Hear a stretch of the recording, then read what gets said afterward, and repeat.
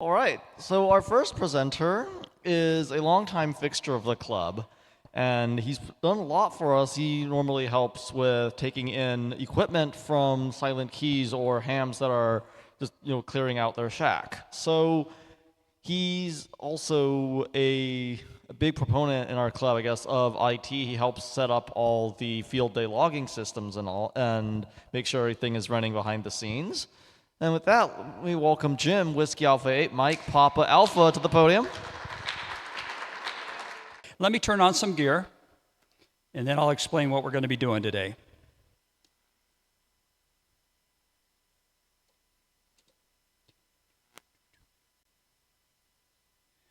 Okay, a little bit of a setup. This is going to take a couple of minutes to explain what I've got going up here.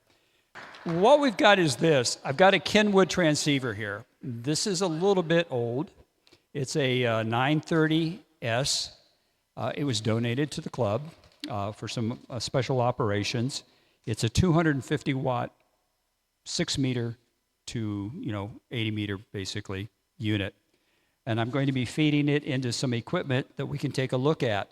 If you have an older piece of equipment, one of the things you have to be concerned about is, are you splattering? If you're on 80 meters, for example, let's say you're running a linear. Let's say you're running 1,000 watts and you're splattering, and you're only down 18 dB. Well, 20 dB would be how much out of 1,000 watts in the second harmonic? 100 watts, 10 down. So if you're running 100 watts in a second harmonic of 80 meters, where is that harmonic landing? 40 meters.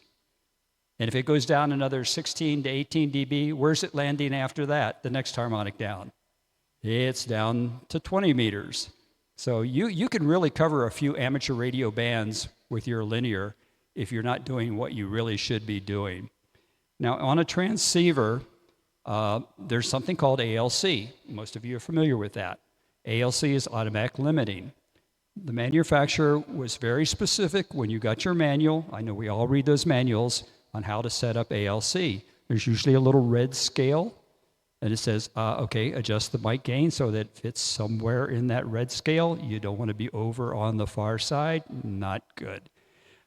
If you're running a linear post your transceiver, now the two have to talk to each other, ideally.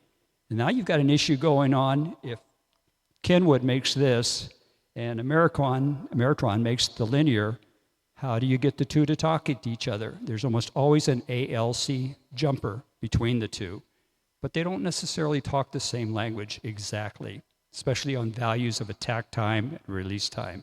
So today I'm going to stick with just the transceiver. My setup is using a two-tone oscillator right there, and we'll go to it. That's what it looks like. That's a kit I built this week. I got that from QRP Kits. Pacific Antenna sells this thing $49. It produces two audio tones that are not harmonically related, and that's extremely important. They cannot be harmonically related.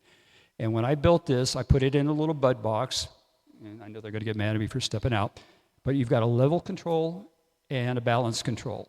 The balance control is going to take those two audio tones and make them exactly where they need to be. The level control is going to be adjusted so that the mic input on your transceiver is not being blown out or so low that it's not working. So you need to adjust balance first and then level. And you go back and forth until you've got the right output. So that's an audio tone. It's the two tones beating together. In my case, 750 hertz, 1900 hertz. Those are my two audio tones. And when they beat together and they're fed into the input of your transceiver, what you're going to see is that beat signal, and it's called a two-tone test, and it has a very specific envelope on how it should look. And if you're doing something terribly wrong, it'll show up.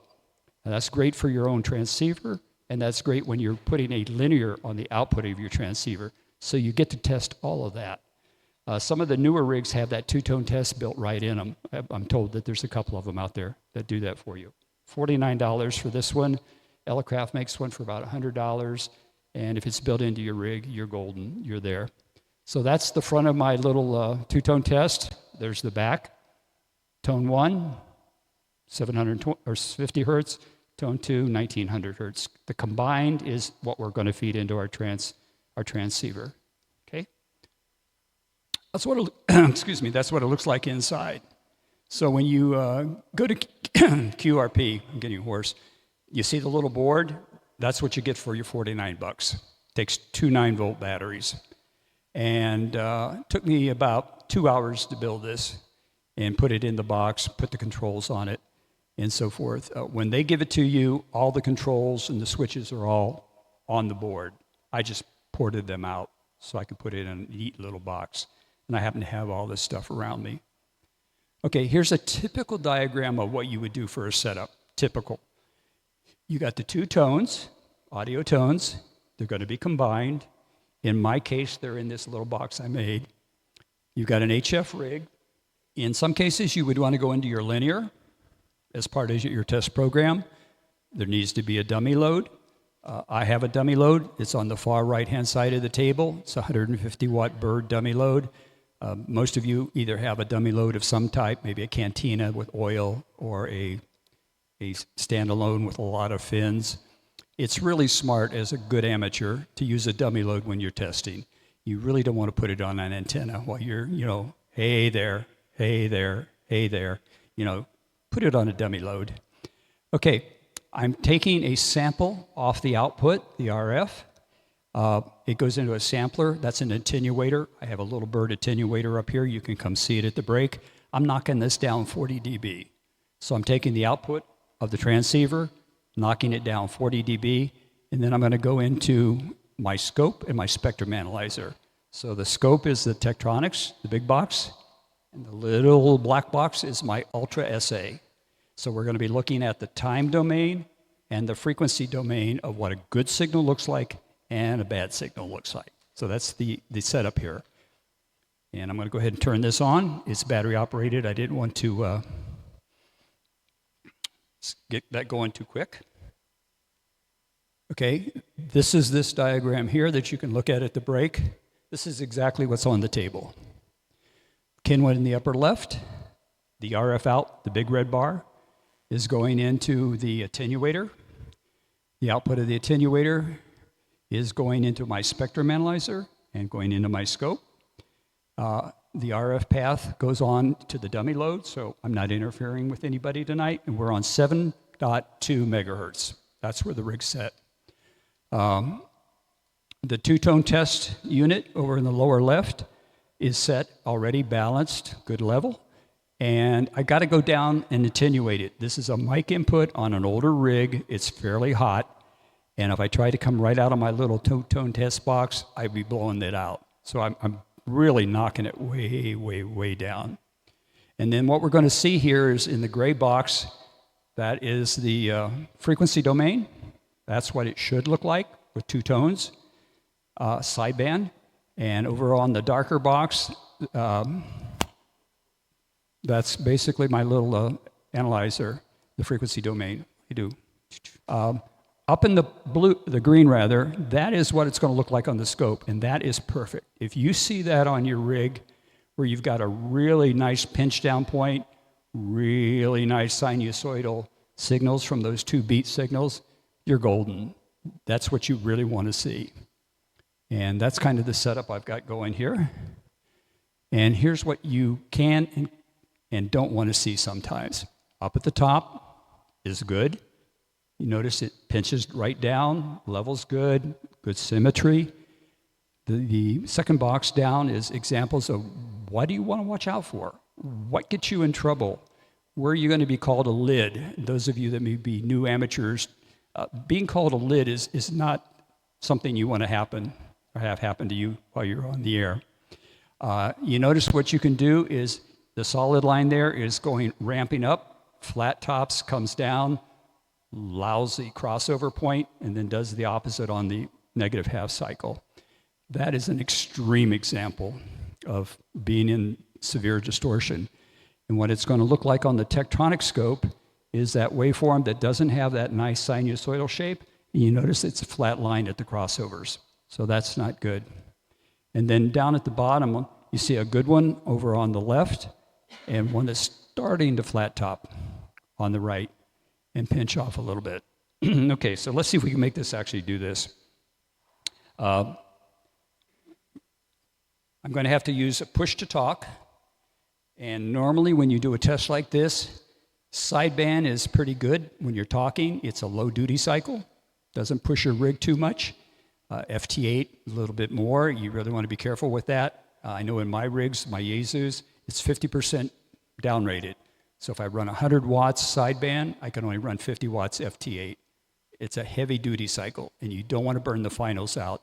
And that was part of my presentation for something else we were going to talk about. Getting the MOSFETs for these rigs nowadays is tough. They're hard to come by, and if you can find them, they're expensive. And usually when you see them, they're out of China, and a lot of times they're fakes. They are really not the real thing. And there's all kinds of YouTube videos, people taking them apart and showing you that, hey, this is not what you thought you bought. So watch out there. Okay, so here we go. I have a little push to talk, and I'm going to play with the scope a little bit so we can see what's going on. Okay, I'm going to go into transmit. And again, they're going to be working the camera for the Zoom folks. And for those of you in the back rows with great eyesight, you should be able to see this. But that's the waveform you want to see. And the ALC on the transceiver is right in the middle of where it needs to be. Okay? And then in the frequency domain, you see we've got one peak. I've got this thing spread out pretty good. That's what you want to see there. If we were really distorting and really overdriving this thing, this waveform would look like the one on the bottom over on the right. And this thing would have additional side intermod products going down, and especially that second, third, fourth, fifth harmonic, not good. Normally in a nonlinear system, you produce odd harmonics. But if you really splatter good, you can get even harmonics, that second one, third one, fourth, fifth, and so on. And then that's where you get the name lid for what you're doing, because you're transmitting on 3 bands at one time. You know, I'd have to take a look at it, but it's pretty narrow right up here. I've got it spread out pretty good. And again, it is off the attenuator, so it's down. What I wanted to do is leave this set up. You can take a look at the drawings. You can come up here and play with it. I don't want to leave it transmitting too long. Again, it's that duty cycle issue. I don't want to burn the MOSFETs out. But if I kill it, there it goes. That's just a little push-to-talk switch that does that.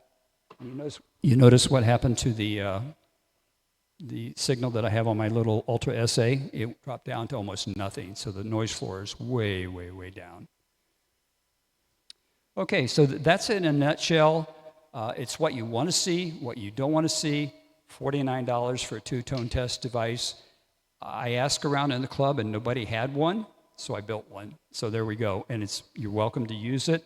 It's so easy to use. I have 1/4-inch jacks, mono, on the back of it. I have the 2 tones that I've produced internally and the combined tone, and all you have to do is pat it down for your transceiver for whatever you need to operate your operation. If you had a linear on this, you would do the transceiver first and see that it's clean, good. You put the linear on, pop the power to the linear, same dummy load, same pickoff, and then you'd want to see the same waveform, only larger, coming out of your linear. If your linear is bad, but your transceiver was good, that's where you're overdriving your linear. You're pushing too much into it.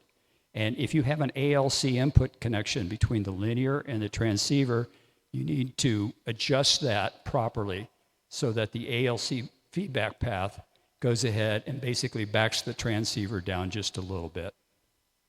How would compression affect what we see? It messes it up.